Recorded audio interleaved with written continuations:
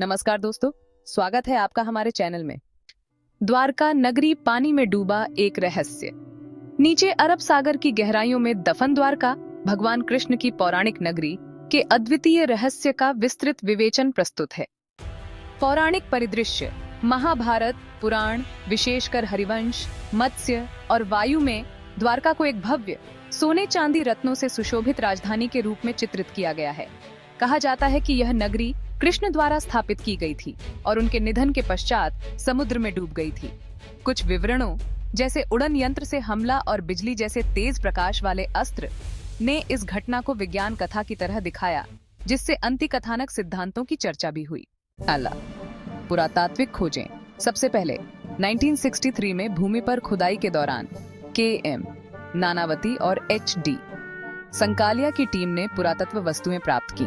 फिर 1983 से 1990 के दौरान NIO यानी CSIR NIO की टीम ने द्वारका और बेट द्वारका तटों पर मरीन एक्सप्लोरेशन की, जिसमें साइड स्कैन, सोना, मैग्नेटोमीटर और खुदाई शामिल था।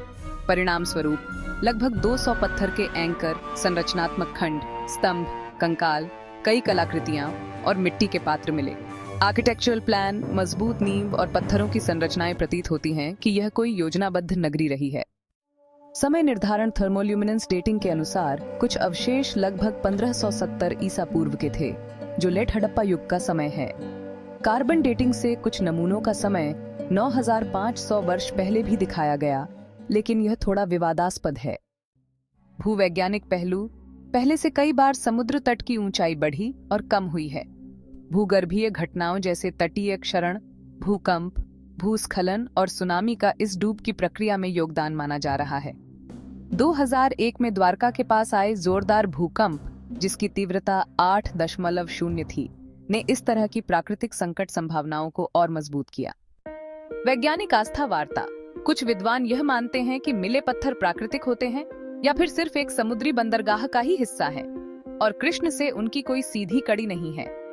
ASI और NIO के डेटा, साथ ही कृष्णग्रस्त कथाएं, अंततः इतिहास और मिथक के बीच एक पुल बनाने का प्रयास करती हैं। मान्यता और नई पहल। प्रधानमंत्री मोदी ने खुद डुबकी लगाकर द्वारका के अवशेषों का दर्शन किया, जिसमें उन्होंने इसे एक वास्तविक ऐतिहासिक विरासत के रूप में प्रस्तुत किया। ASI की अंडर वाटर आर्कियोलॉजी विंग ने बीते दशक में फिर से खुदाई शुरू की है और अगले स्तर की टेक्नोलॉजी जैसे under water lidar, 3D mapping जैसी विधियां प्रयोग में लाई जा रही हैं। समुद्री संग्रहालय बनाने का प्रस्ताव भी है। यह न केवल शोध हेतु उपयोगी होगा, बल्कि पर्यटन को भी नया आयाम देगा। रहस्य की विवेचना। पौराणिक ग्रंथों और पुराणों में डूब की कथा मोज़ेक के रूप में सामने आती है। पुरानी और आधुनिक खुदाइयों में मिली अवशेषों ने संभावना बढ़ाई है। समुद्री लहर या भूकंप ने शहर के डूबने की संभावना जताई है। खोजों ने मिथक को पुष्ट किया, लेकिन अभी भी पर्याप्त स्पष्टता नहीं है।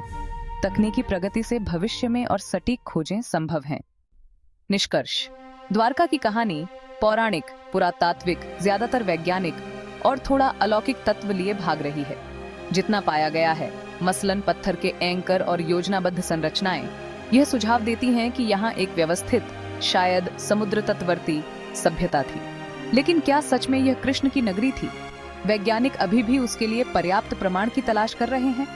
जैसे जैसे समुद्र तल में नई तकनीकों के साथ खुदाई आगे बढ़ेगी, लाइडार, 3D मैपिंग, नियंत्रित पुरातात्विक उत्खनन, वैज्ञानिक दृष्टि से यह एक रोचक खोज बनती जा रही है। भविष्य में एक प्रमाणिक पानी वाली नगरी की गाथा सामने आएगी, चाहे वह पुराणों से सीधे जुड़ी हो या नहीं। द्वारका नगरी पानी में डूबी हुई एक सांस्कृतिक और ऐतिहासिक पहेली है, जहां मिट्टी के टुकड़े, पत्थर की दीवारें और पौराणिक कथाएं आपस में गुंथी हुई हैं। चाहे वह कृष्ण की नगरी हो या मध्ययुगीन बंदरगाह, यह अपनी जगह पर शोध व उत्सुकता का केंद्र जरूर बन चुकी है। आगे की खोजों का इंतजार रहेगा, जो शायद भारत के ऐतिहासिक नक्शे में इस नगरी को एक स्पष्ट पहचान दे। अगर आप चाहें तो अगली कुछ चुनिंदा शब्दों में सारांश प्रदान कर सकता हूँ। वीडियो देखने के लिए धन्यवाद।